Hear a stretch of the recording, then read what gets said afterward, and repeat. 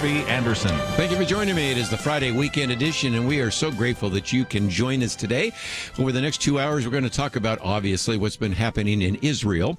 We'll get into a little bit on, has the pandemic and lockdown affected our view of the work ethic? And we'll talk about inflation. We'll talk about a number of successes having to do with the issue of religious liberty, and much more. We'll get into a couple of other topics that I think will be very appropriate, not the least of which is people want to actually erase all of the COVID restrictions in light of some of the things coming down from the CDC yesterday. Some have been quite willing to accept that. Some have been very resistant to that. So we'll get into all of those topics and see if we can fit all of those into 2 hours. Penna Dexter with me, as well as Lathan Watts, who is the Director of Public Affairs. And as always, Penna, we have a lot to talk about, but especially as an individual that has been to Israel a number of times, you can certainly have a heart for some of the things happening right now there in Israel. I do, and I've never been there during a period that we've had this week, but I know people who have even been on tours or been there on business, and they've had to, run for the shelters. And so, it's got to be something that none of us has ever experienced and hopefully never will, to be there. But I will say this is the worst violence since the 2014 conflict between Hamas and Israel. And Hamas has shot at least 1,750 rockets into Israel. Of course, about 90% of them have been stopped by the Iron Dome. And then Israel has responded with hitting about 600 targets. Of course, there's more deaths on the Palestinian side, and that's because a lot of the terrorists are actually co-located in with families and citizens. And so everybody's, collateral damage there. And it's just, our president has taken some opportunity, I would say, to his credit, to affirm the U.S. commitment to Israel. But, we had the Abraham Accords under Trump.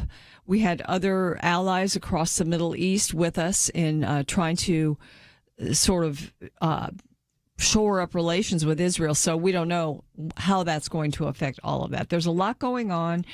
There was a news report yesterday about ground troops going into the Gaza Strip, but it turned out to be not exactly true. But there are about 3,000 to 4,000 that are massed on the border, and they probably don't have to go in just to be there. I think their presence there makes a statement.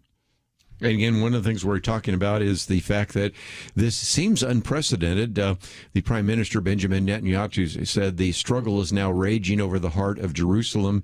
One part of that is the street fighting, which we'll get into a little bit later. We did talk about that briefly with Jim Dennison. And by the way, I might just, as a program note, mention we'll have Gary Bauer with us on Monday, too. But Lathan Watts, let's see if we can kind of get a sense of history here, because there's always, of course, been a conflict between Israel and the various Palestinian groups. In Gaza, you have Hamas. In the West Bank, you have Fatah. And you have very different kinds of ideas, but at the same time, what's happening right now, we haven't seen, as Penna said, in almost 7 years. Yeah, you talk about the history of this. I mean, you can go way, way back if you want to. I mean, you can go all the way back to Sarah and Hagar if you want to go back to, really the origins of this. And that's why I think it has always been a little bit of a fool's errand, or sort of tilting at windmills, if you're talking about peace in the Middle East. As long as you said, certain areas of that country are controlled by terrorist organizations, there is not ever going to be peace there. Now, you can still strive for it, and I think you could probably eventually get to, instead of maybe calling it peace, an armistice, where nobody's trying to kill each other anymore. Right. And maybe end up in a situation like you have between North and South Korea, where you have a demilitarized zone and two separate people living there. But until the people in the Palestinian-controlled areas who truly just want to live in peace there kick out the people whose mission in life is the destruction of Israel, it's not ever going to happen. You are never going to have, everybody talks about a two-state solution. You cannot have a two-state solution if one state doesn't recognize the other state's right to exist. Mm-hmm. Okay, it would be like us and the border of Mexico and the official policy of the nation of Mexico is the destruction of the United States of America. Well, no, there's not ever going to be peace between those two states, right? I can't remember which prime minister of Israel. I want to say Netanyahu, but I think it's maybe somebody before him who coined the phrase, if the Palestinians lay down their arms, there will be peace. If the Israelis lay down their arms, there will be no Israel. Yes. And it's as simple as that. Yes. And Penn is right. The folks in charge of the military wing of these, political organizations, if you want to call them that, they do place their command centers and some of their rocket bases and other things directly in the heart of civilian areas in order to create civilian casualties so that they can then, because they know Israel will hit them, and so then they can run to the press and talk about all the innocents that Israel has killed. When Israel shows probably more restraint than any military currently today, and maybe in history, in the way they respond to these things. They go out of their way to try and reduce the collateral damage as best as they can, but they have the right and the obligation to defend their nation. And when somebody launches 1,700 rockets at you, you hit back. I mean, that's what you do. You take out the base from where those rockets came from. But Penna, the media covers it only when Israel responds. Have you noticed that? And that is something that's really tragic.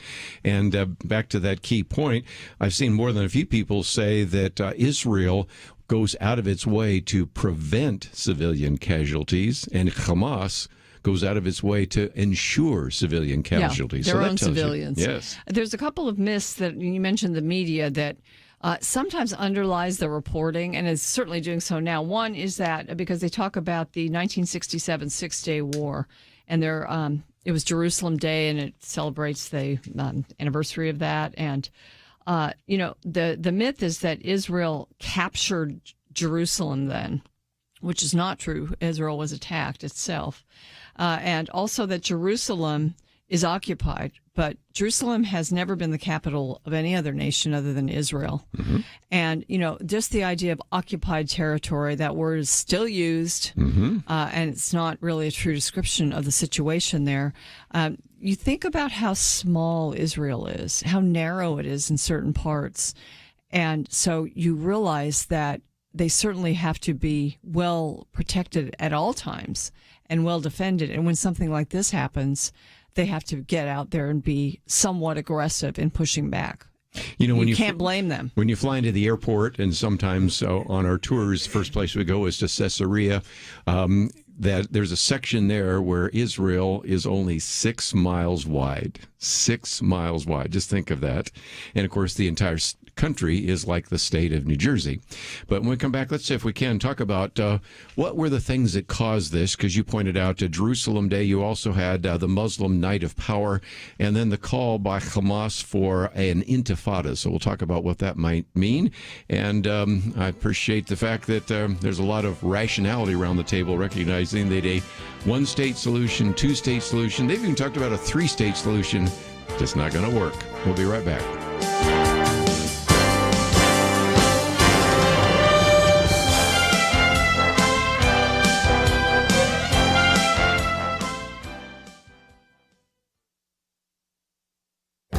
This is Viewpoints with Kirby Anderson. Philip Yancey starts with an admission. I am going through a personal crisis. He explains that he used to love reading. In fact, he understands that books help define who I am. But that is his past, not his present. He has discovered that the internet and social media have trained his brain to read a paragraph or two and then start looking around. When he's reading an article online, pretty soon he's looking at the slide bar to see how long the article might be. He starts clicking on the links and sidebars. Soon he has lost interest in the original article. We shouldn't be surprised by any of this. 7 years ago, I was quoting from an article by Nicholas Carr. Since then, he has written a book that I reference every time I speak on the subject of media or digital devices. His book, The Shallows, What the Internet is Doing to Our Brains, explains why we don't read as much and why it's so hard to concentrate. The internet and social media are retraining our brains. He said, once I was a scuba diver of words. Now I zip along the surface like a guy on a jet ski. Philip Yancey quotes from an article in Business Insider that studied pioneers like Elon Musk, Oprah Winfrey, Bill Gates, Warren Buffett, and Mark Zuckerberg. Most of them have a common practice known as the 5-hour rule. They set aside at least an hour a day, or 5 hours a week, for deliberate learning. The people listed in the Business Insider article probably read as many books in a week or two than most Americans read in a year. Philip Yancey acknowledges that we are engaged in a war and technology wields the heavy weapons. He is trying to develop what he calls a fortress of habit so that he can resurrect the rich nourishment that reading has long provided. I recommend that you do the same for your benefit and the benefit of your family. I'm Kirby Anderson, and that's my point of view.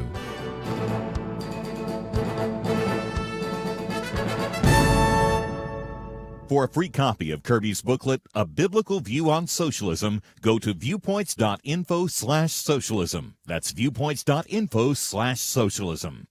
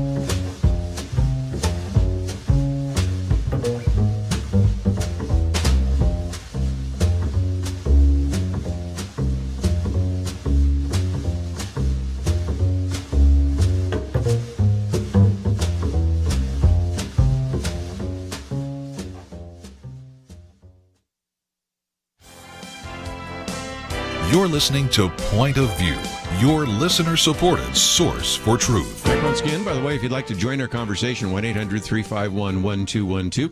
Penna Dexter, Lathan Watts with us. And let me just talk about some of the reasons why this has all happened now. It's been almost a confluence of events.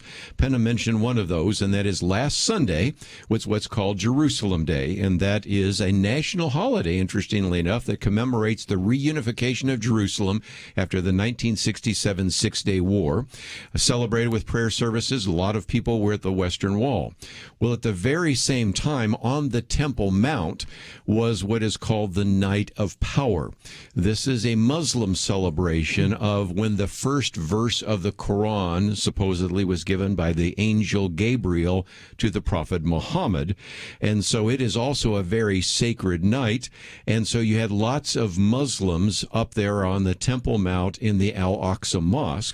Well, if you went to the Al-Aqsa Mosque, you would notice that there was stacks of rocks because they started throwing the rocks down on the individuals. These would be the Jewish individuals celebrating Jerusalem Day. And finally, the Israeli police raided the mosque and found all those stockpiled stones. Now, Penna, you've been to Israel before. If you walk, especially in East Jerusalem, you will see these rock piles, won't you? You will. Well, actually, when I was walking at night in East Jerusalem with a group of about 6 people, which we probably should not have been doing and were told not to do by a tour guide, we're walking and we're seeing, it was like one rock at every corner. So you'd walk across the street. At first I thought, this is messy. Why are these rocks here? But then we just realized those rocks were strategically placed. This was 2014. The first time I've ever been to Israel, late in the year, and they'd had a lot of conflict between Hamas and Israel before this, so they were on edge, and those were there, and they were pointy rocks. They had like usually a very prominent point, so they were strategically placed and strategically chosen rocks, ready for anything to break out, and so now I guess we're seeing piles of rocks and rocks brought in, and you mentioned the Temple Mount, and I mean, like, I didn't know this until I went, but you have the wall, and then you can go, if it's open for tourists, you can go up, and then you can see, you've got all of the buildings that are Islamic buildings up there, and it's just, people are on edge. I mean, you have to go through a lot just to even walk around there and be checked out, and you've got to I remember it was summer, kind of hot, and I had to put on. I had a short sleeve T-shirt. They made me put a whole shawl on. We got in trouble for not being dressed like a Muslim, and it's always on edge in that place. So these things sometimes just break out. This time there were a lot of reasons, and I think one reason is because of our election here in the U.S. and the Biden administration is now entering back into a deal with Iran, with the Iran nuclear deal. And I think so there's a big signal that what was going on under the Trump administration is completely being repudiated, and the U.S. will not be. Perhaps, yes, we still state that we back Israel, but we're not going to be the partner that we once were. Yeah, weakness invites aggression. It always has. It's a lesson of history. And when people perceive, shall we say, a less than committed U.S. president to Israel, then this sort of thing is going to crank up again because they see the opportunity.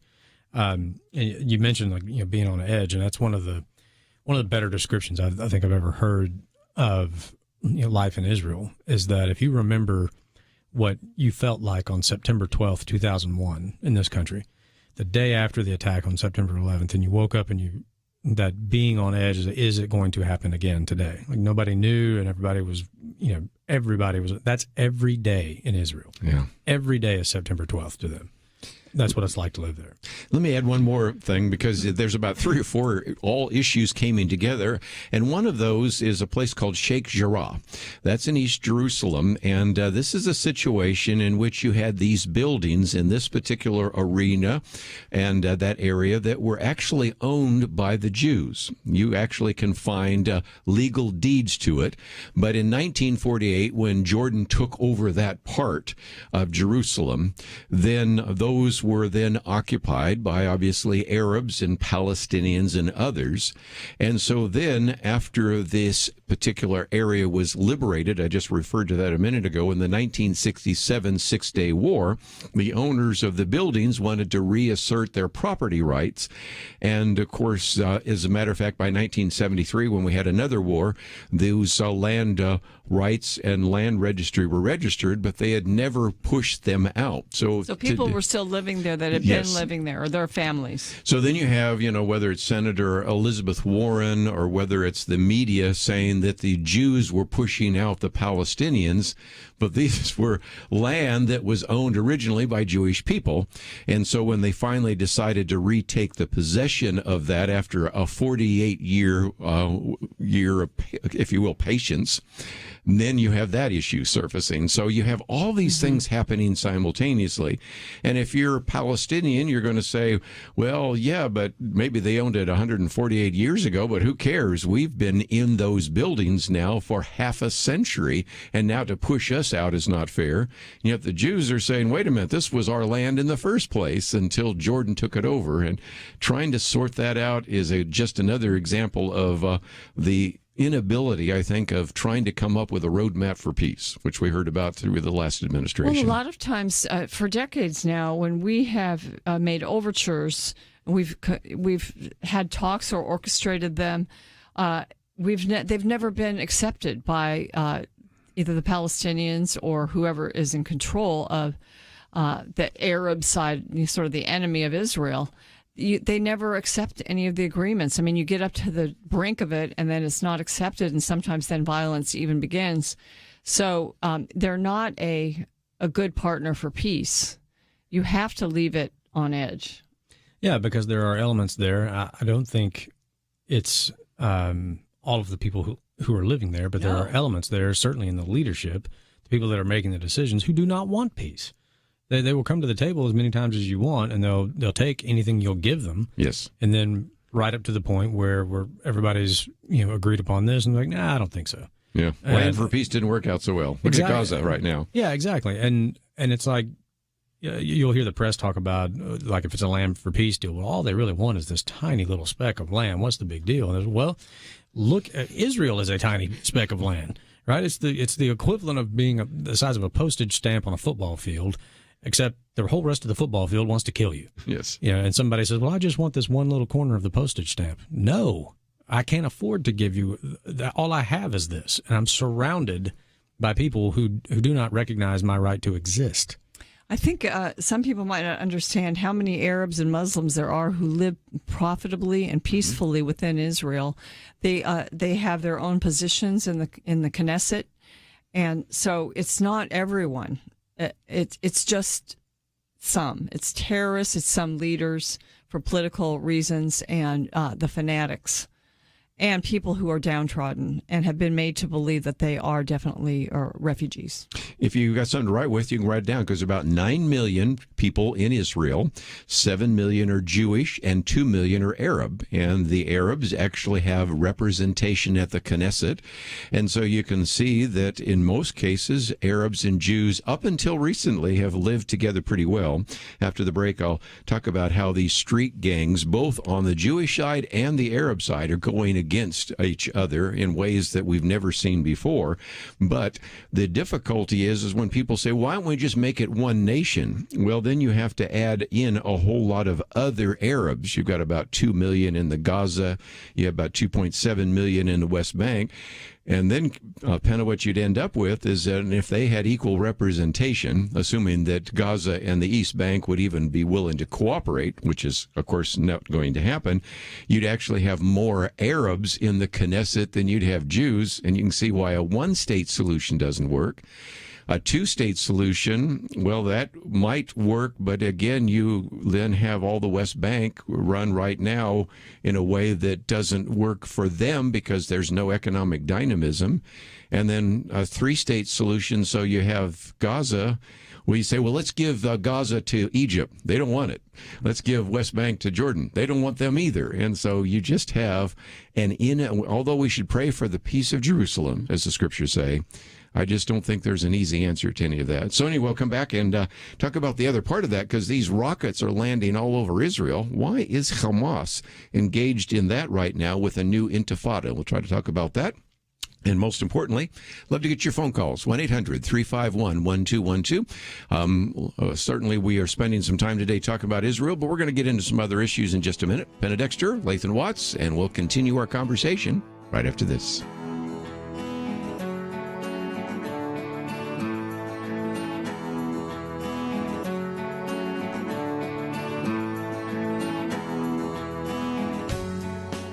Having civil conversations about important issues seems to be harder and harder. Various media outlets tell people what they should believe, why they should be outraged, and getting people to actually think, well, it can be difficult.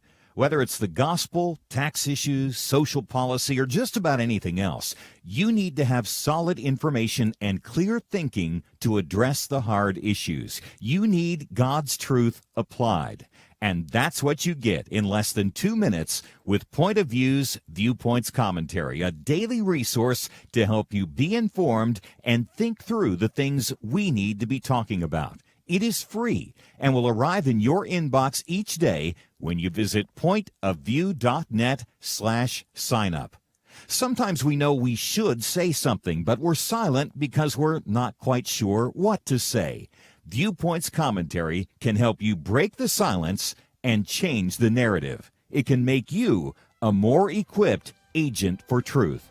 Get your free subscription to the Viewpoints Commentary at pointofview.net/signup. Pointofview.net/signup. Point of View will continue after this.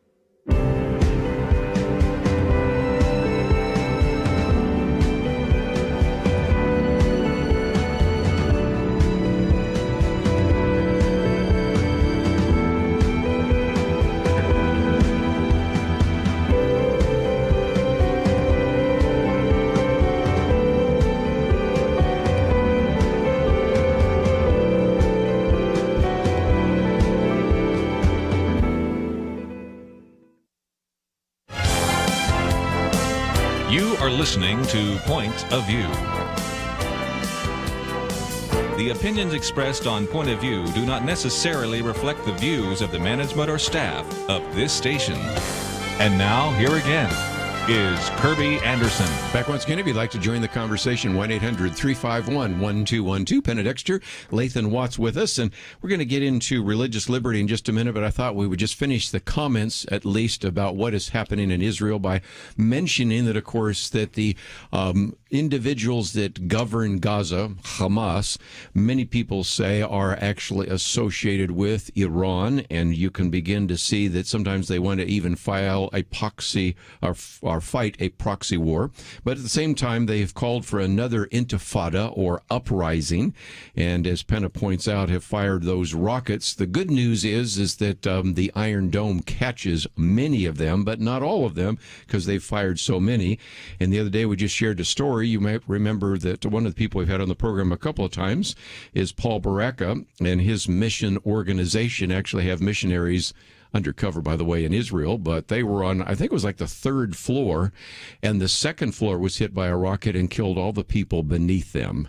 And so you can see that these rockets are doing damage, killing individuals, and of course just creating a tremendous amount of tension. You might say, why is Iran even interested in this? Well, they are recognizing that they want to extend the kind of Shiite crescent all over the Middle East. They're threatened by, as Penna was mentioning just a minute ago, the Abraham Accords, because Israel has had relationships with a lot of the Sunni Muslims, like Bahrain, for example, and the UAE, and even Saudi Arabia. So I think their hope is that if Israel attacks, and they may indeed do so, they've already certainly had airstrikes, if they attack, that could be used to justify the fact that it's an attack against Islam. Use Surah chapter 2 to say that this is an attack from the infidels and try to muster all of the Muslim forces against Israel. And so this may have a lot more to do with Iran than it does even with Gaza. But if nothing else, as you pointed out, Penna, was it 1,700 different rockets have been launched? So incredible stuff that has been taking place right now.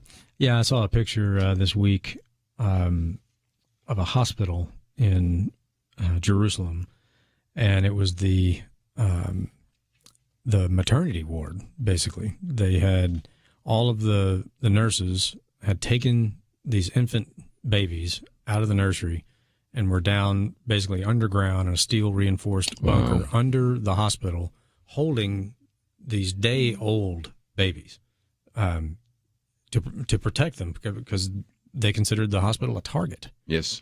You know, these children just born, and in just this picture right down the hallway of all these nurses and, you know, in full, you know, cap, gown, mask and everything, holding these children until the sirens went off. Yeah. You know, until they could put them back, you know, in the nursery. And you only get 30 seconds warning. Right. Right. Just imagine if 30 seconds from now something was going to hit this building. My husband sent me a picture of a pastor that he visited when he was in Israel, and it was in Ashkelon, which is near Gaza. And so it was a picture of this pastor's apartment building, and there was a whole window kind of on his floor that was just charred and burned, and the window was kind of bombed out. And he said that his wife, she just would go to the shelter and kind of stay there instead of running back and forth with the alarms.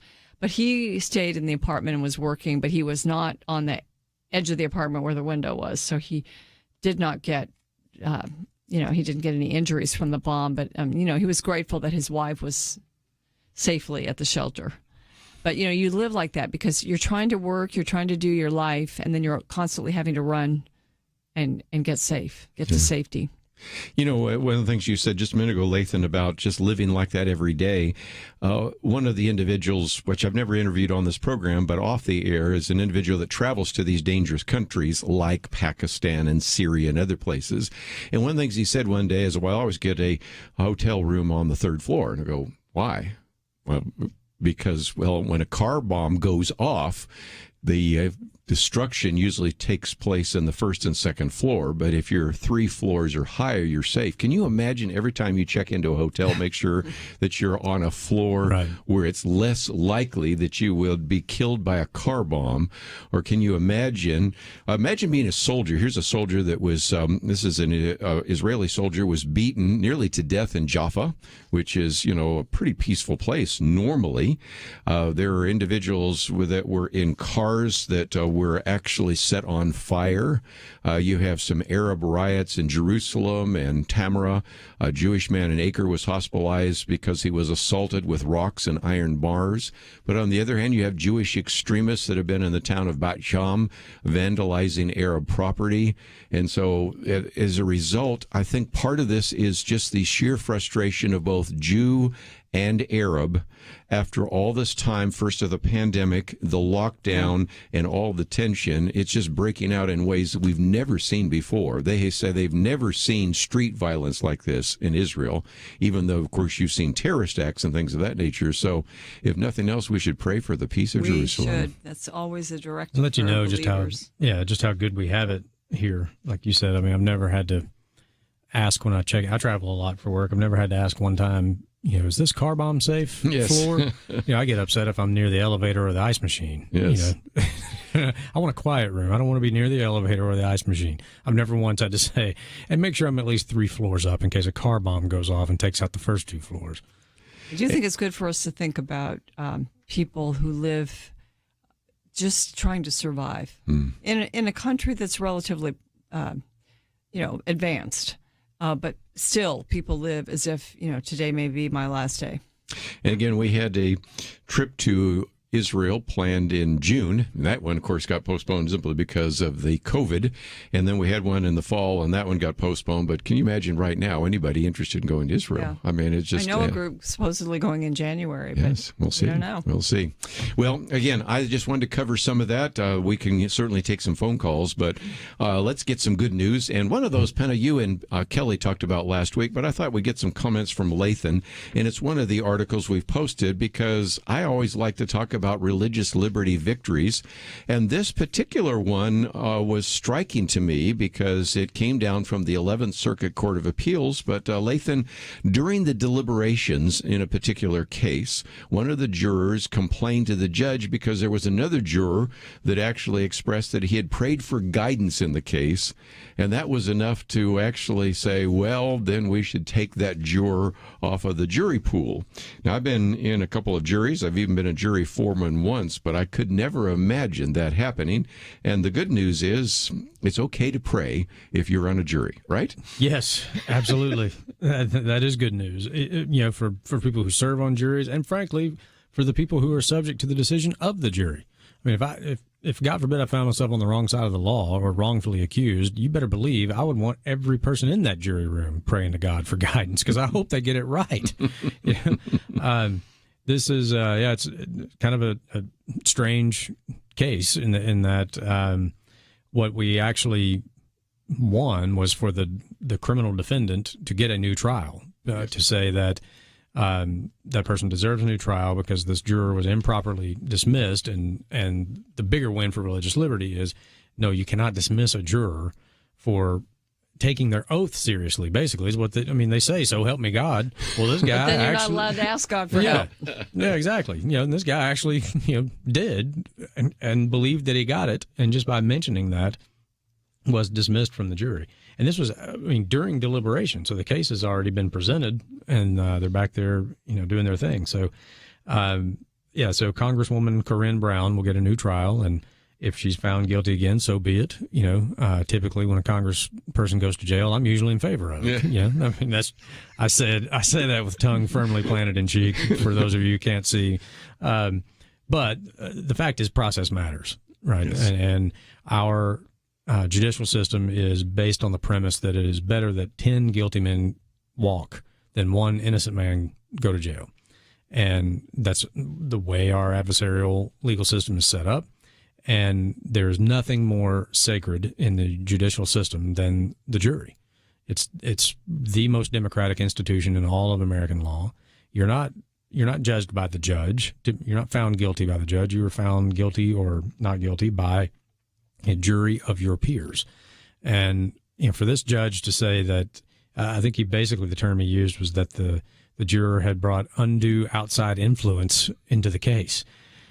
And this is America. God is not an undue outside influence. That just kind of shows where we are as a country. It does, absolutely. About 20, maybe 2 decades ago or so, I bet that no one would have ever dared to bring a case like that. Right. And thankfully, we took it on appeal and we won at the 11th Circuit Court of Appeals. I don't think the other side will appeal this to the United States Supreme Court. I mean, I hope they prove me wrong, because I would like nothing better than the Supreme Court to make a decision that applies to the entire nation, just to clarify this for everybody. But, some of those other circuits hopefully would pay attention to this ruling. Well, if nothing else, it's the first article we've posted here. We always like to give you some encouragement, and that is one. We come back, we got a couple of other cases real quickly we'll talk about with Lathan Watts and Penna Dexter. We'll be back right after this.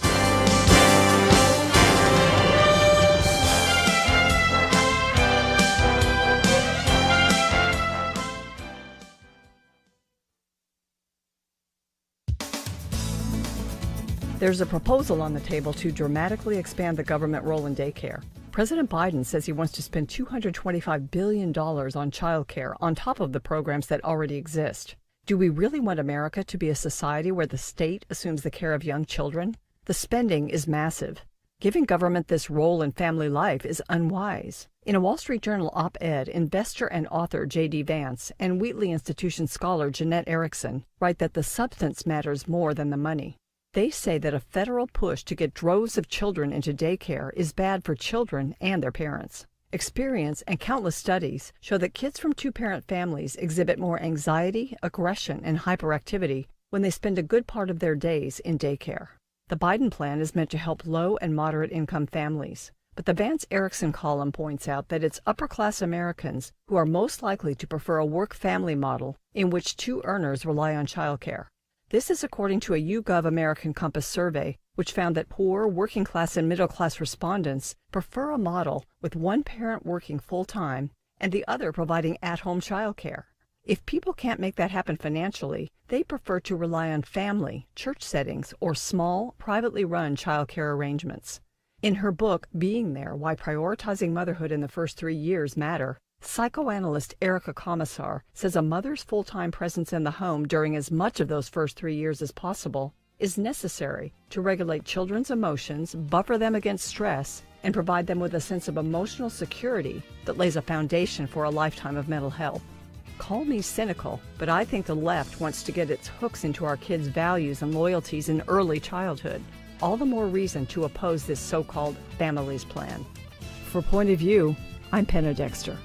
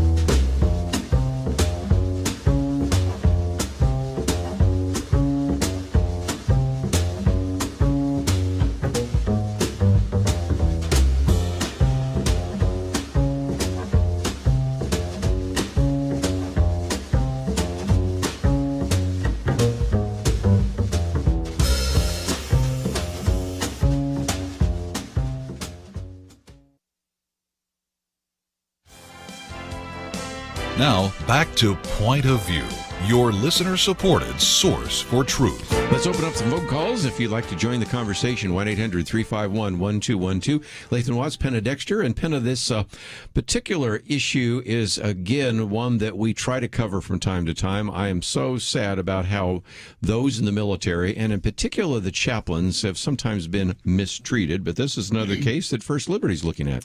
Well, first of all, it's Military Appreciation Month this month in May. And so it's a good time to highlight this. And, the chaplains, ever since we've been discussing these on Fridays, which has been decades here on Point of View, we've seen chaplains that are discriminated against. In this case, the chaplain is Major Andrew Calvert, and he has a decorated military career. He wrote something on Facebook on his personal page that expressed his faith. And then he was accused and is facing career-ending punishment by the Army because some people found that offensive. So right now, First Liberty is fighting for his First Amendment rights. And you'll most likely, I don't know where it is in the legal, if it's just really right now communicating with Army brass. But often when you do that and you give them the facts, they back down, don't they? Yes, sometimes they do. Sometimes it actually takes going through the military court system. But right now, I believe we have sent a letter to the general who is over this matter, who had basically, I think, decided on the punishment for Chaplain Calvert, and we have now sent him a letter that basically outlines why, what the law is in the military and the First Amendment and all of these things, that all the reasons why he should not be punished at all. And so now we'll have to wait to see, if the general takes our advice or if he insists on his current course of action, and then we'll explore all the litigation options that are available to us via the military judicial system.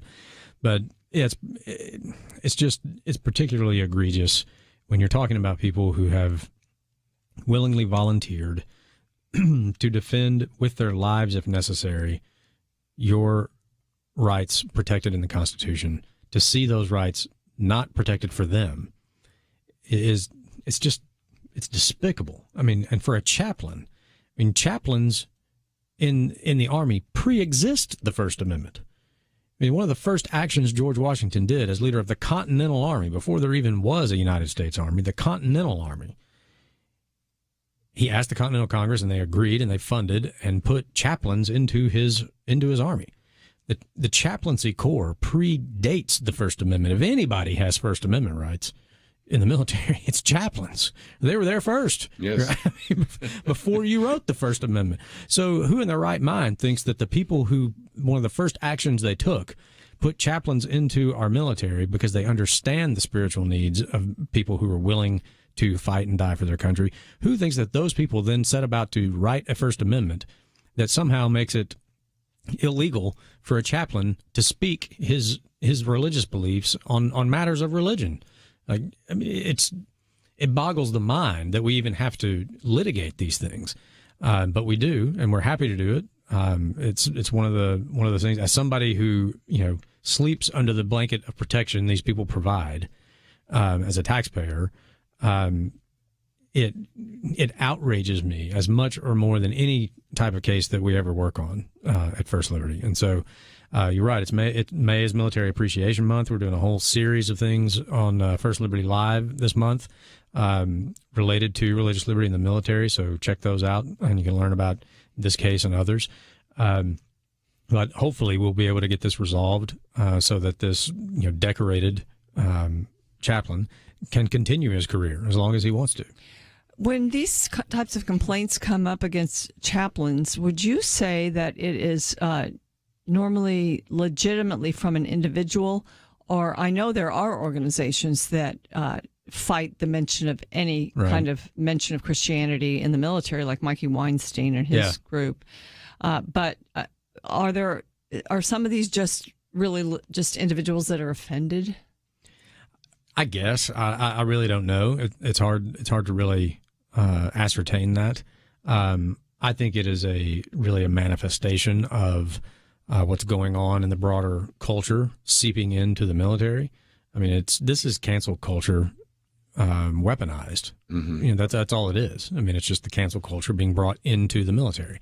And there's a reason that the military is not supposed to reflect the broader American culture. It is there to protect it. And whatever makes it the most efficient killing machine, frankly, which is what the military should be doing, bringing death and destruction to people who are enemies of the United States. Whatever makes them the absolute best and most efficient at doing that in the history of the world. That should be the policy of the U.S. military. Right. It's not a politically correct It is jobs not, program. It's not. It's right. It's not a jobs program. It is not a social science experiment. It is there to protect the God-given rights of the people, and whatever makes them the best at doing that. Again, as a taxpayer, somebody who's protected by them, that's what I want the policy to be. If this president can show me that an all-pregnant Air Force will make us better at dropping bombs and shooting down other planes, then I'll be the first one to applaud his little press conference over the maternity flight suits that he had the other day. But something tells me that does not make us any more efficient or any better at carrying out airstrikes. It tells me it makes certain people in this country feel better. And that's not what the military exists to do. It should not be a political ploy of whatever party is in power at the time. Whatever the policy should be regarding the military is to make it the absolute best armed force in the history of the world.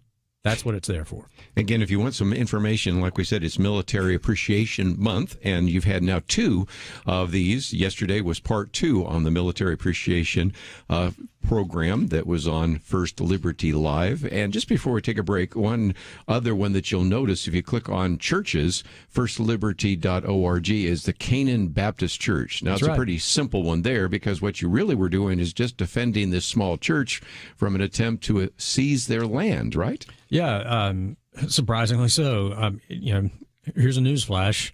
Religious institutions have property rights over property that they own, and they get to use it. And you don't get, as the government, to just decide you want to take it because you want to build a bigger fire station, especially not when there's other property available in that town. So that's really what that case was all about. The city of Duncanville announced they were just going to use eminent domain and take this little church's property. And we showed up and I don't think so. There's other property available to you. There's a federal law called the Religious Land Use and Institutionalized Persons Act. And if you really want to go to court over this, then so be it. But thankfully, we were able to get, together with the city and sort of resolve this. And the Canaan Baptist Church will continue serving that community just as they always have and using that property however they want to use it. And again, it's a small church, African-American, predominantly African-American, so it could be very easy for the government to say, oh, we'll just take it off of them. They'll never fight us. But that's the value of First Liberty. Absolutely. Because they probably said, we can't afford to fight this, but you were able to step in and help them out. Exactly, at no charge. That's why we do things the way we do. So again, all that is at firstliberty.org. And let's give them a preview just before we take a break. You got a podcast coming out soon, don't you? I do, yeah, a little point of personal privilege here, because it's completely separate, from my work at First Liberty. This is just a little creative endeavor of my own that I'm thankful for them allowing me to do it. We'll start at the end of this month. First episode will come out May 28th. We'll be weekly. They'll come out on Friday evenings. And it's going to be just sort of me unfiltered. I know that worries some of you already. But we're going to talk about, news, sports, music, movies, whatever's kind of on our minds for the week. And again, we'll give it more publicity as soon as you got some in the can. So let's take a break. We have a lot more to talk about, and that will take place after these messages. We live in a digital generation. Point of View is reaching this often overly plugged-in generation with truth. You can keep up with us 24 hours a day using your phone, your tablet, your laptop, or your desktop. Search for the Point of View radio talk show on Facebook, where you can keep up with today's issues, learn about current and upcoming guests by liking us on Facebook. Also, follow us on Twitter. Our handle is @PointOfViewRTS. That stands for Point of View Radio Talk Show. Learn, interact, make a difference with Point of View using new media. And here's one way you can make a big difference. Help us increase our reach by spreading the word among your friends. Share a Facebook post. Tag us in a tweet. With enough joining us to plant seeds, we'll see a tremendous harvest. Come on, it only takes a minute. Search for Point of View Radio Talk Show on Facebook, @Point of View RTS on Twitter, and subscribe to the Point of View Radio Talk Show channel on YouTube. Learn, interact, share. The Point of View Radio Talk Show. Point of View will continue after this.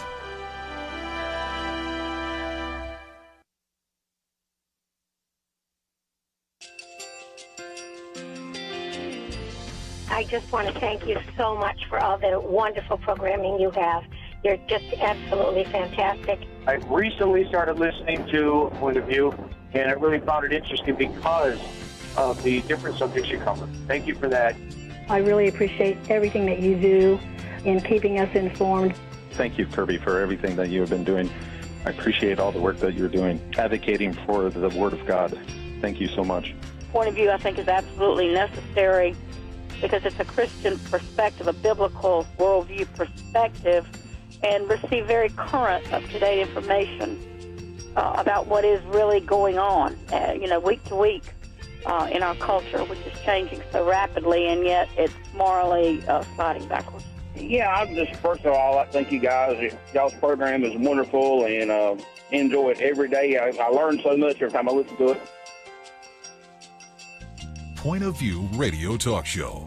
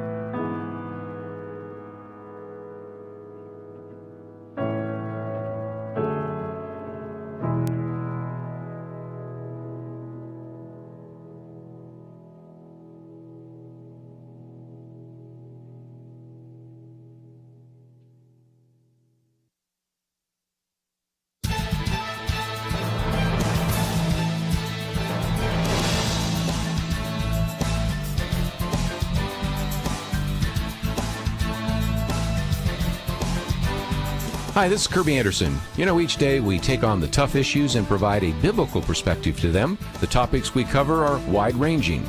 Apologetics, theology, prophecy, creation and evolution, intelligent design, marriage, family, child-rearing, the millennial generation, trends in society, politics, economics, business, religious liberty, the Constitution, public policy, foreign policy, military policy, tensions in the Middle East, abortion, homosexuality, pornography, sexual ethics, media, technology, history, and America's godly heritage.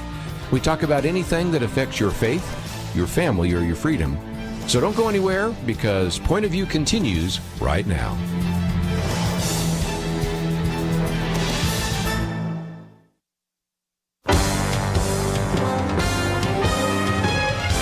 Across America, live. This is Point of View.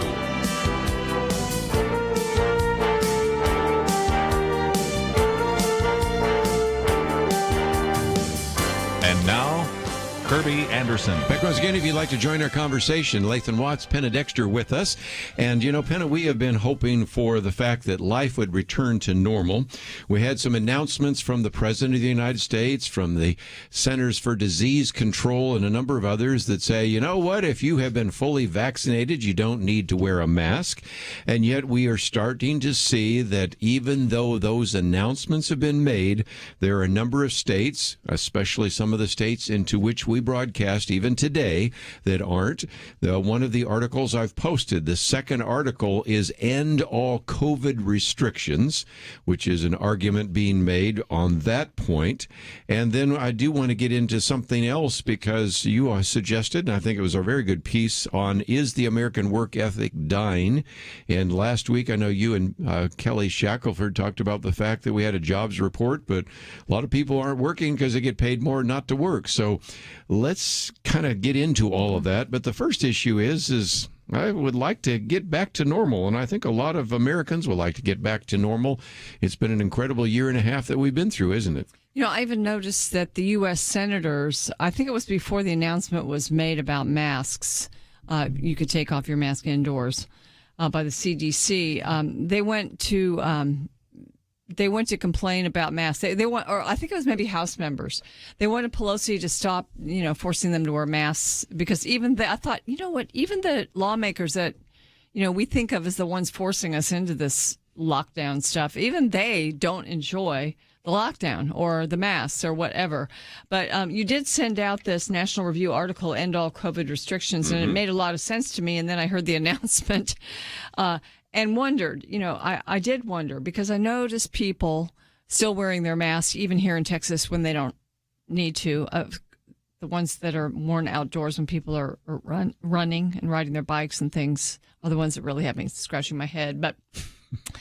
But so I just wondered now, this is going to reveal whether people are wearing it because they're trying to be polite. That's really the reason I wear it now, because I've had the vaccine, or because they're scared, or because they're told to. They feel like they have to. Why are they wearing them? And more, I think we're going to be not having to ask that question, because they're not going to. And certainly, life is going to get more prosperous, hopefully, and more free and more fun. Let's hope. I think it's a little bit of all of that. I think it's also during the whole pandemic, we had this weird sort of dynamic where some people turned fear into a virtue, as if I'm better than you because I'm more afraid than you, and that's why I'm wearing this mask, or two masks, or a welder's helmet, or whatever. And this, and that becomes like a virtue signal. Mm-hmm. Oh, I'm wearing my mask and you're not. So therefore I must be, more concerned about humanity than you are. And I think some people don't want to let that go. Like when it very first started. Who can I look down on? Who can I criticize? Exactly. We're not allowed to wear a mask anymore. Exactly. It's almost like people wearing, like a political label on their sleeve, and now people won't be able to identify, oh, well, that guy's clearly, one of my people because he's wearing a mask, or that guy's one of mine because he's not wearing a mask. It's like when it very first started, before anything was mandated, and went to the grocery store, and you had some people in masks, some people not, and I think I remarked to one of my kids, is like, you want to play a quick game of who trusts the government? It's easy to spot them. it's the people in the masks. But this whole, like, everybody wants to get back to normal. Some of us have been living pretty close to normal this whole time. That's another issue I wanted to bring up, because we broadcast across the country, and we had some people saying, I still haven't had kids in school, and I still have all sorts of lockdowns affecting my business. Right. And then I hear you guys in Texas or Florida sounding like you haven't been under any kind of regulations or mandates for months. Right. And this whole thing with the CDC now coming out and going, oh yes, by the way, if you've been vaccinated, you don't have to wear a mask, or oh, you don't have to wear the mask indoors, or you don't have to wear it outdoors. It's all that is like, there's a parade going down the street. Let me jump in front of it and act like I'm leading it. There you go. Because Texas did this a long time ago, and the governor was called a Neanderthal for doing it. And there was predictions of this new tidal wave, and it was impending doom was actually the phrase that was used. And we had opening day at the ballpark, 40,000 people at Rangers ballpark, and there hasn't been a big tidal wave of new cases. So, and honestly, I mean, I'm probably not the best person to opine on this, because I have just sort of from day one was just like, why can't we just live our life? Yes. Like, why not just assume an assumption of risk mentality? Yes, there are people for whom this is a serious threat. Okay, it's a small portion of the population, but it is a serious threat to them, and they should do everything they can to protect themselves. And if you have those people in your household, then yes, do everything you can to protect them. They do need to stay at home if they can telework, telecommute, Zoom, whatever you want. Yes. The rest of us understand the risk, and some of us are willing to take it in order to carry on living life. That there is, not living is worse than the threat of dying. To some people, it's not to others. I get that. But this is a free country. And for those of us who would prefer just to live our life and say, you know what, I'm under the age of 70. I am healthy. I don't have any sort of underlying health conditions that would make this a serious threat to me. I understand the risk. I may get it, and I will be sick for a while, and I will get over it, and I'll go back to living my life. That's sort of how I tried to live this entire time, as best I could. I think the goalposts have been moved several times in this. I mean, there at first it was every just hour. Yeah, it was just for so as not to overwhelm the hospitals. And then, I mean, I know personally, I really didn't believe in masks, but I thought I was being sort of polite by wearing it in certain places. But then, when people are vaccinated now, and they still are leaving until yesterday. The same guidelines were imposed on the country that were imposed before people went out and stuck their arm out and got the shot. Right. And so that started, and I think this author, Robert Verbruggen, he said, I'm completely done caring about COVID. Face it, it's over. Get back to normal. Mm-hmm. It's over. I love that. I mean, there's still going to be some cases, but the COVID crisis is over. And we need to get back to it. And we need to, live our lives as normally as possible now. And there's really no excuse not to. I would love to get your comments. 1-800-351-1212. Are you ready to get back to normal? What about the issue of masks? And when we come back from the break, I thought we might talk about this issue of trust because, a while back we had Curtis Chang on, and he said, look, I'm not a doctor, so I have to trust individuals that tell me that this vaccine is good. Well, do you trust the head of the CDC, Rochelle Walensky, who just a month ago said, I'm really scared about the future, who then finally now, a month later, announces, no, you can actually not have to wear a mask? Or how about Anthony Fauci about 14 months ago said, no, we really don't want you to wear a mask? Or Jerome Adams, the Surgeon General, said, no, don't go out and wear a mask. And then everybody has to wear a mask. After a while, who do you trust? It's a good question. I'd love to get your comments. 1-800-351-1212. We'll be right back.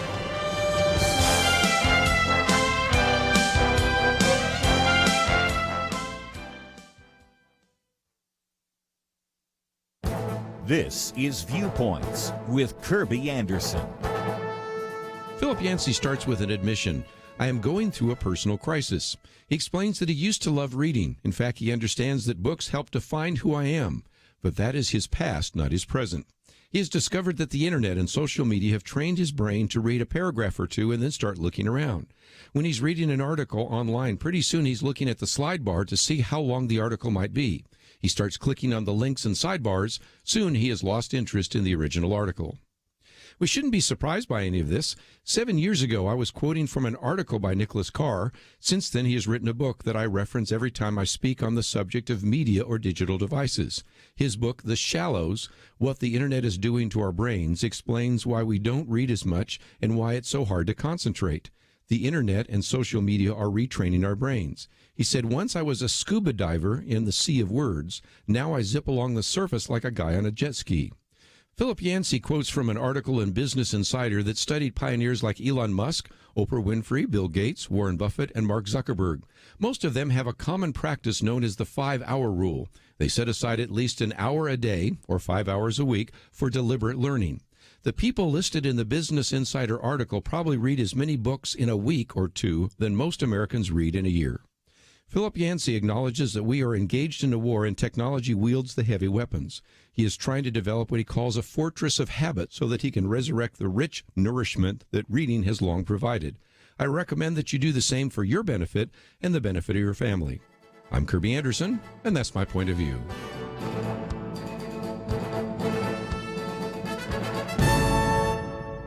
For a free copy of Kirby's booklet, A Biblical View on Socialism, go to viewpoints.info/socialism. That's viewpoints.info/socialism.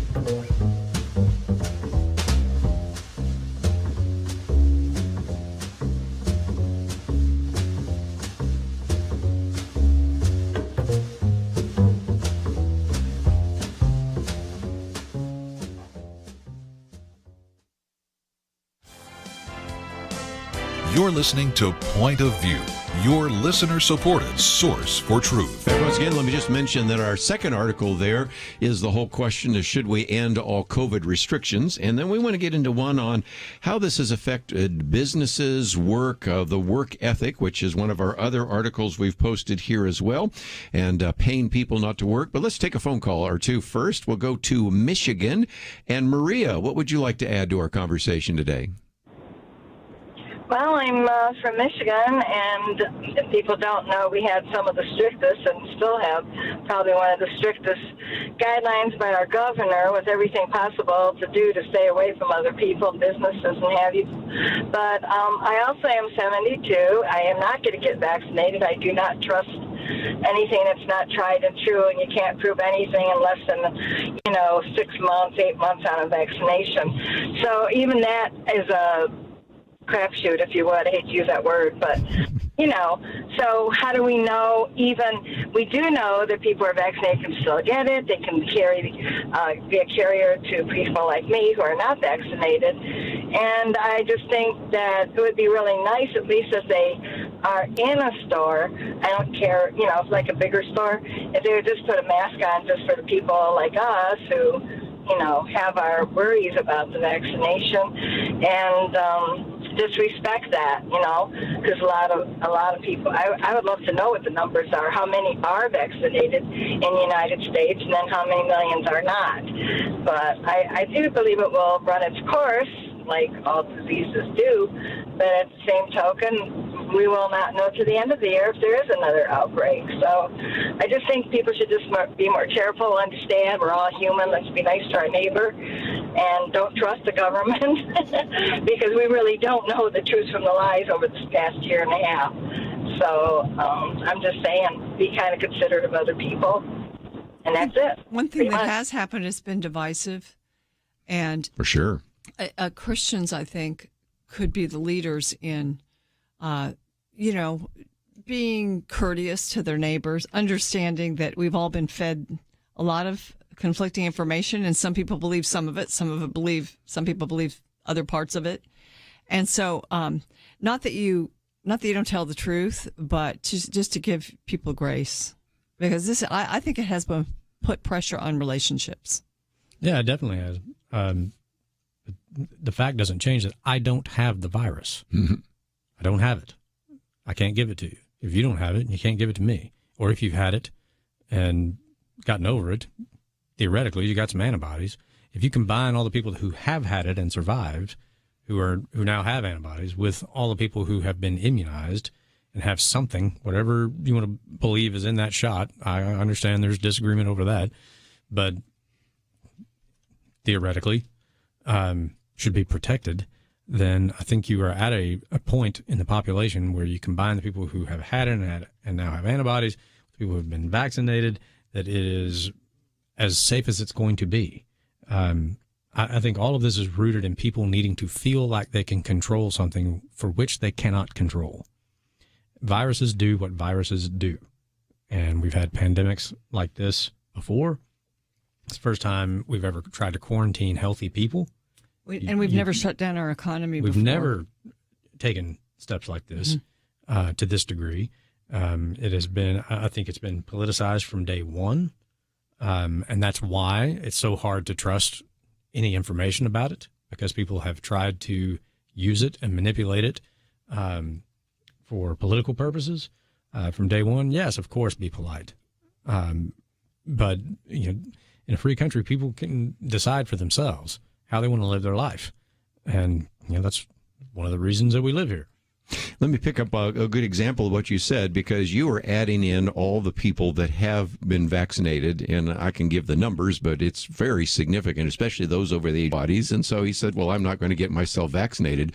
And the firestorm that is rained down on top of his head is amazing to me, because you would assume that if indeed you have had a mild case and your body has generated the antibodies, you don't need an mRNA vaccine to generate more antibodies, because they're already in your system. You probably have better antibodies. Possibly. I mean, I would think if you have had the disease, it's more of a robust situation to fight it off.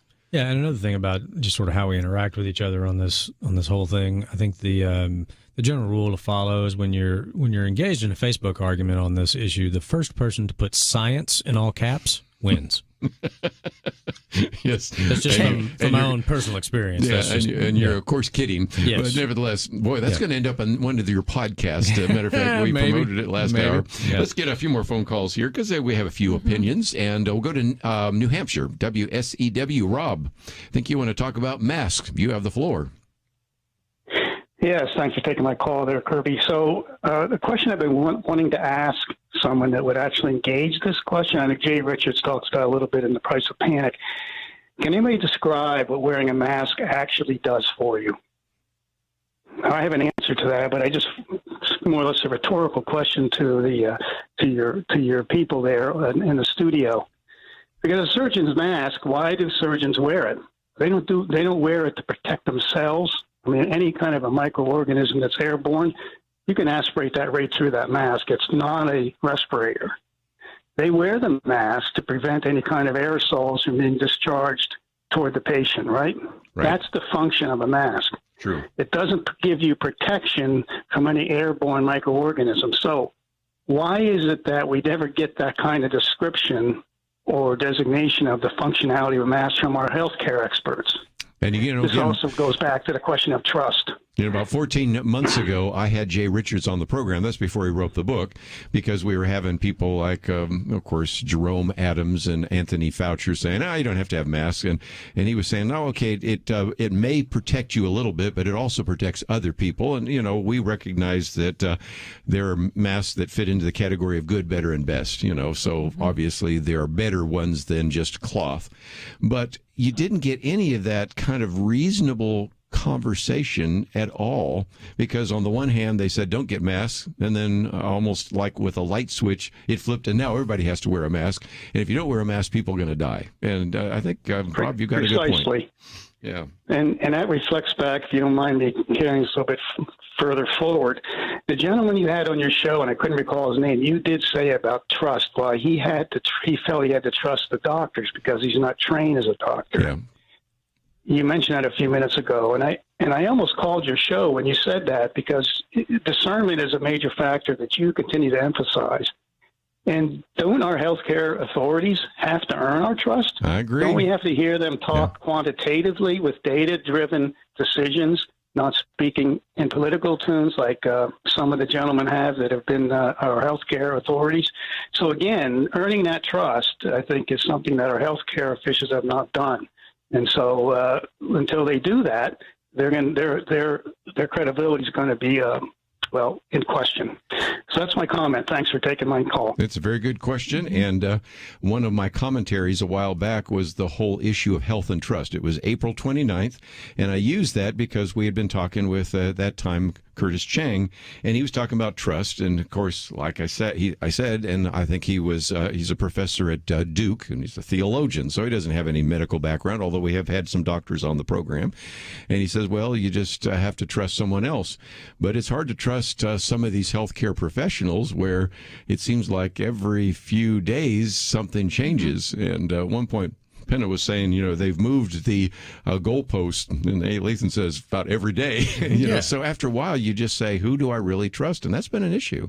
I just, in my own life, I think about the trust in the medical community. I always look at things skeptically. Like if I'm prescribed a drug, I look at it very skeptically and try to find a natural way not to do it. But the health community really took a hit in the trust department, I think, because when you think about this vaccine, how many people ask their doctor whether they should take the vaccine or not? Most people didn't even connect with their doctor over the vaccine. They just went and got it because you're going to hear from most doctors, unless they're somebody that's kind of a little bit more naturalistic, that you should get it. Yeah. And it doesn't matter what I know about your own particular body and how you react to things. The word from the medical community is you should get the vaccine. And so, why even go to your doctor about that? And then, of course, you couldn't go to your doctor because it was too dangerous for the doctor's office, or you couldn't go get your procedure because it was shut down for a while. So there's so many things that happen in the medical community that cause us to trust them less. And they're going to have to earn the trust back, many of these MDs. We're going to take a break and talk about how this might have affected our work ethic right after these important messages. Having civil conversations about important issues seems to be harder and harder.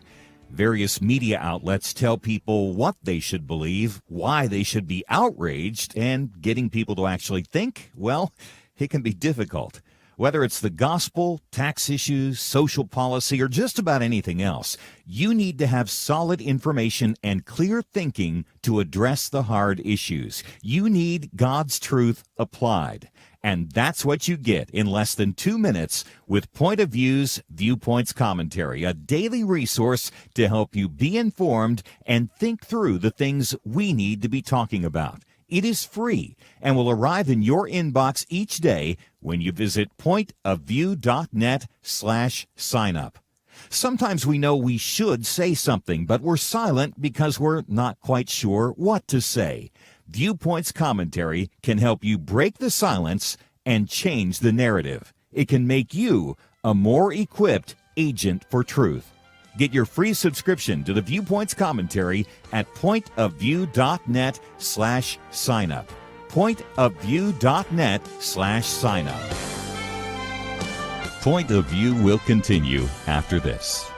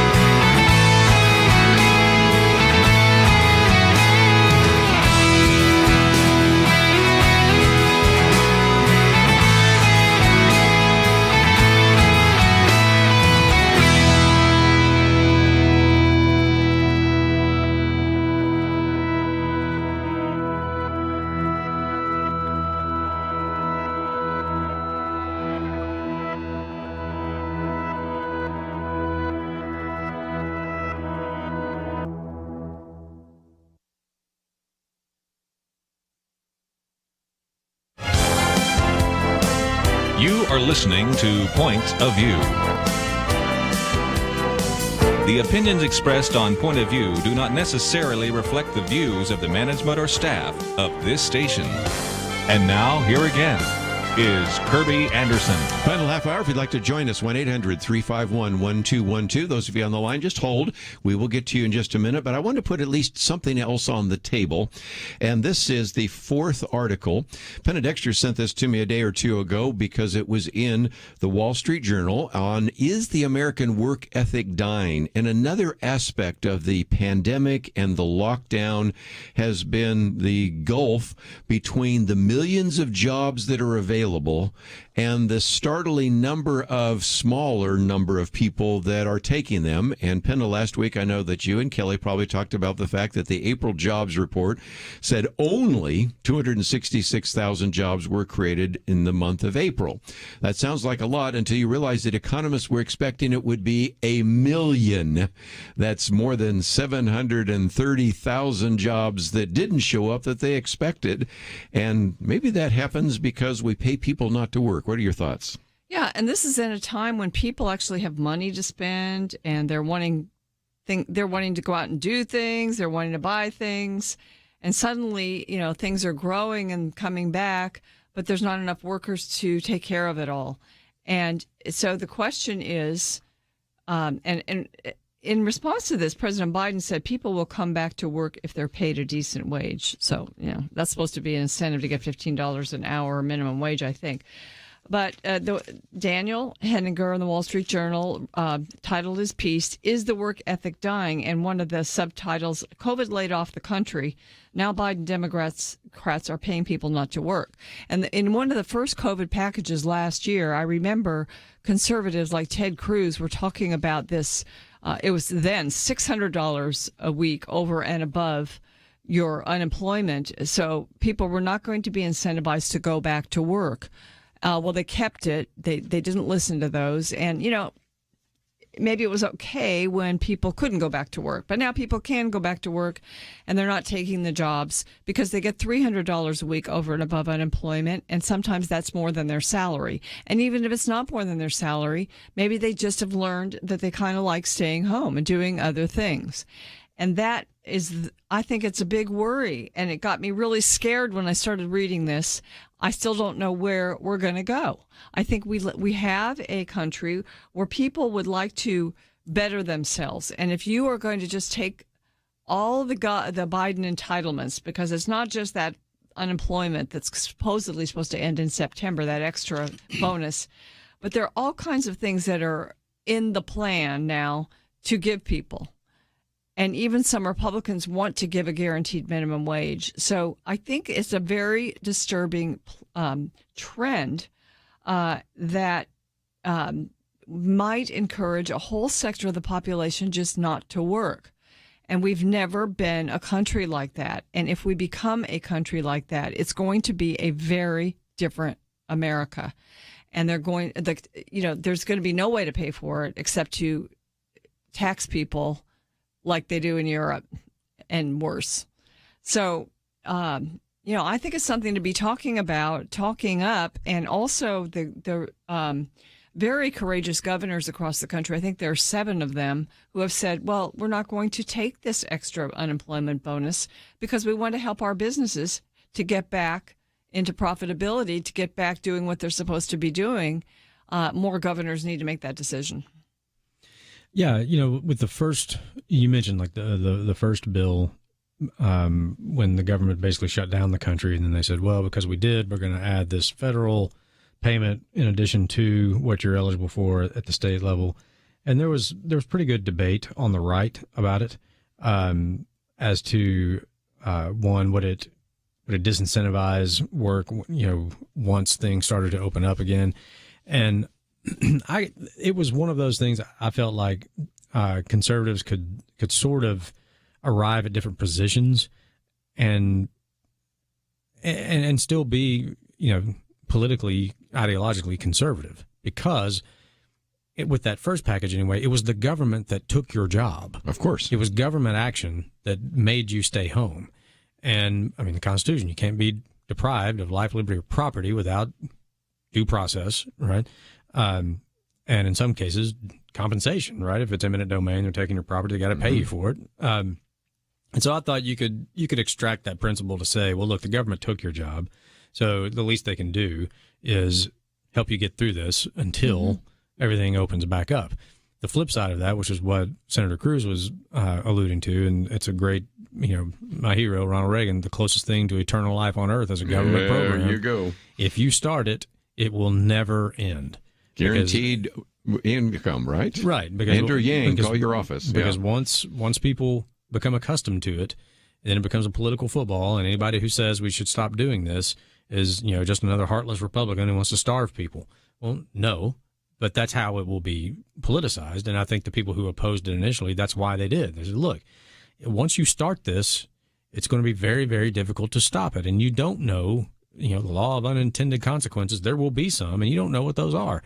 And, this article, is the American work ethic dying, could have easily been a one-word article. Yes. He could have just stopped there. Like, here's my article. Yes. One word. Because it's clear the jobs numbers indicate it. There are jobs that pay, maybe it's not $15 an hour, okay? But it's a job, right? And it's a place to start if you don't have one. But or it's your old job, coming back to your old job that you had, and you won't come back. And that's been the case. Many employers have tried to be very loyal to their employees. Yeah, exactly. And, they want to bring them back now, but the employees, it's also the fear factor. They still are afraid they're going to get COVID. So we need to disabuse them of that now that we're in a different situation. But I think, the other part of it was, even back then I opposed it because they were sending out checks to people too. So if you get your unemployment and you get extra checks from the government, then, it would have been, a nice touch, except for the fact that any politician that would oppose renewing it the next time would be, it would just be a heavy lift to do that. And it's also fiscally unsustainable. They don't have any of this money they're sending you. It's monopoly money. They're just making it up, and the debt sits at $28 trillion. While they're doing this. And our third article's on inflation. 35% of all the dollar bills that exist on this planet were printed in the last 10, 12 months. Yeah, exactly. And you know what? Inflation is a hidden tax on the poor. Yes, it is. That is, at its core, that's what it is, because it robs you of the value of the money that you do have. When the money that you do have won't buy what it used to, it's not worth what it used to be. It's a poverty tax, is what inflation is.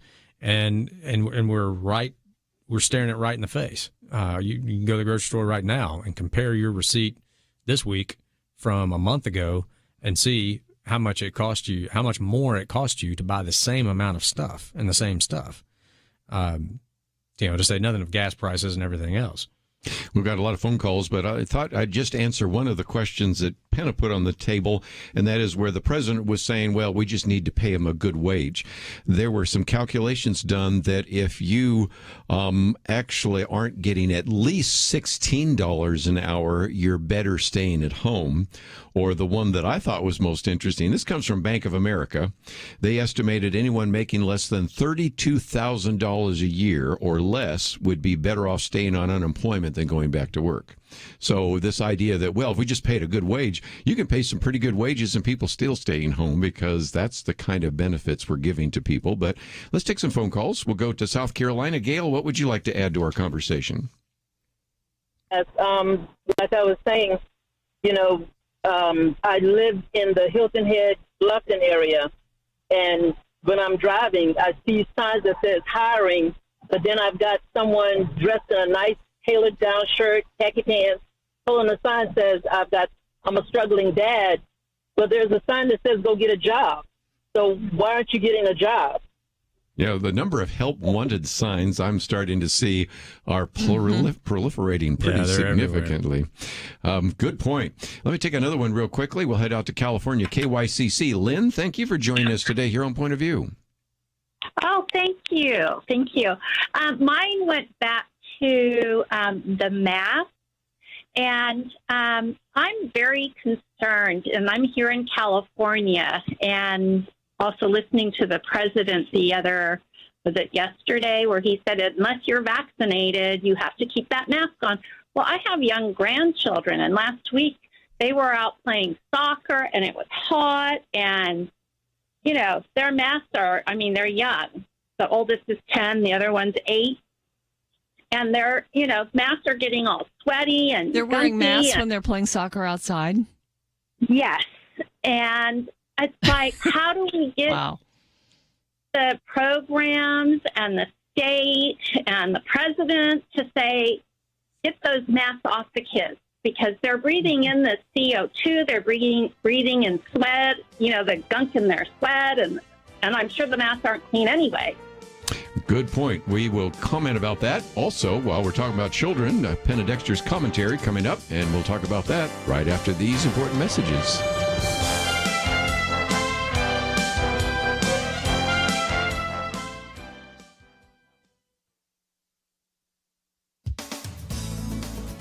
There's a proposal on the table to dramatically expand the government role in daycare. President Biden says he wants to spend $225 billion on child care on top of the programs that already exist. Do we really want America to be a society where the state assumes the care of young children? The spending is massive. Giving government this role in family life is unwise. In a Wall Street Journal op-ed, investor and author J.D. Vance and Wheatley Institution scholar Jeanette Erickson write that the substance matters more than the money. They say that a federal push to get droves of children into daycare is bad for children and their parents. Experience and countless studies show that kids from two-parent families exhibit more anxiety, aggression, and hyperactivity when they spend a good part of their days in daycare. The Biden plan is meant to help low and moderate income families, but the Vance Erickson column points out that it's upper-class Americans who are most likely to prefer a work-family model in which two earners rely on childcare. This is according to a YouGov American Compass survey, which found that poor, working-class, and middle-class respondents prefer a model with one parent working full-time and the other providing at-home childcare. If people can't make that happen financially, they prefer to rely on family, church settings, or small, privately run childcare arrangements. In her book, Being There, Why Prioritizing Motherhood in the First 3 Years Matter, psychoanalyst Erica Commissar says a mother's full-time presence in the home during as much of those first 3 years as possible is necessary to regulate children's emotions, buffer them against stress, and provide them with a sense of emotional security that lays a foundation for a lifetime of mental health. Call me cynical, but I think the left wants to get its hooks into our kids' values and loyalties in early childhood. All the more reason to oppose this so-called family's plan. For Point of View, I'm Penn Dexter.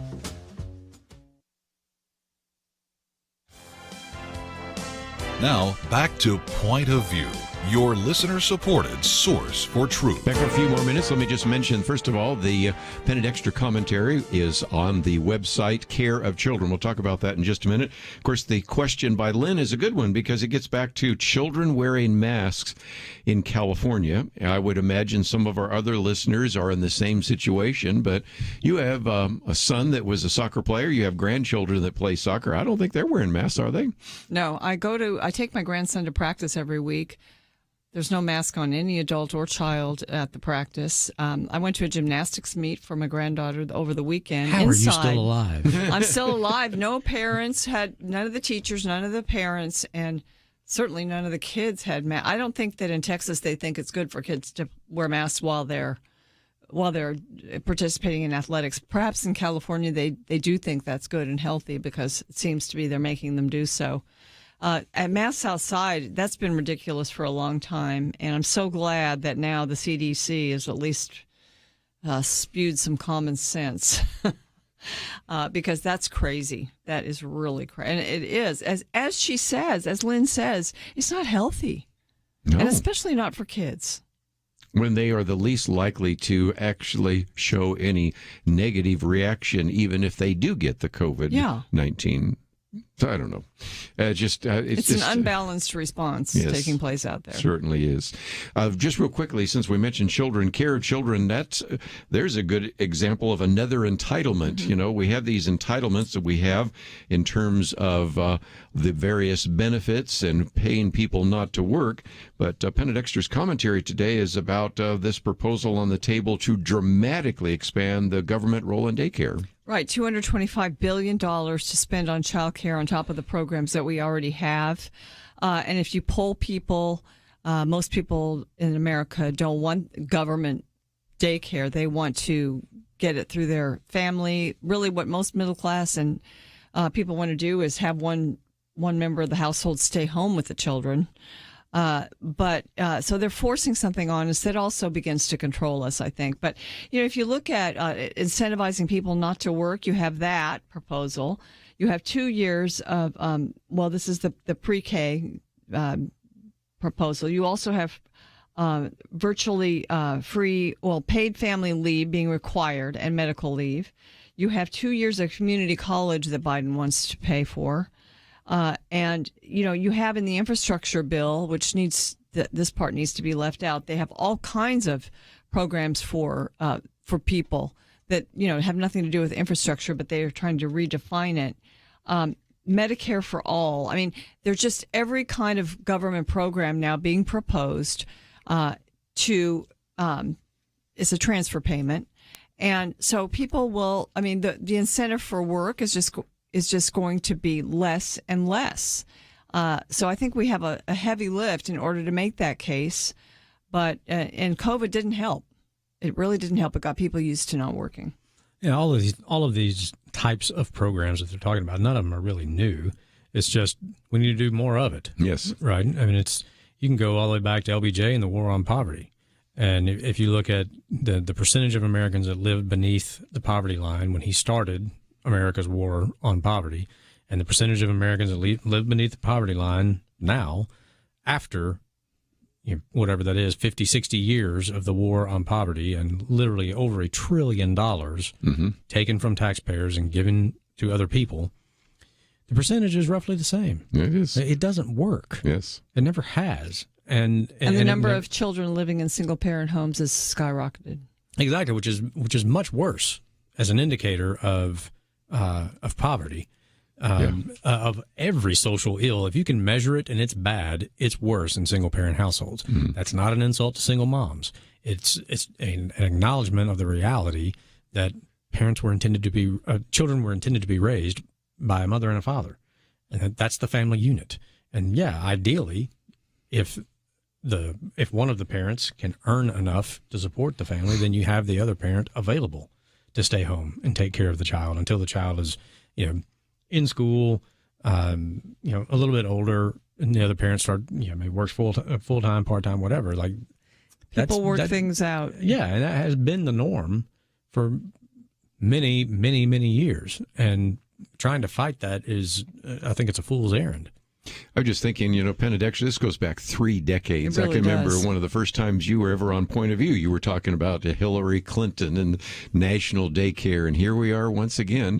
And so in some respects, it's not new. But I was thinking of something that is new, and I won't be able to get to all the calls, but I've seen some of them talking about this idea of universal basic income, which is Andrew Yang.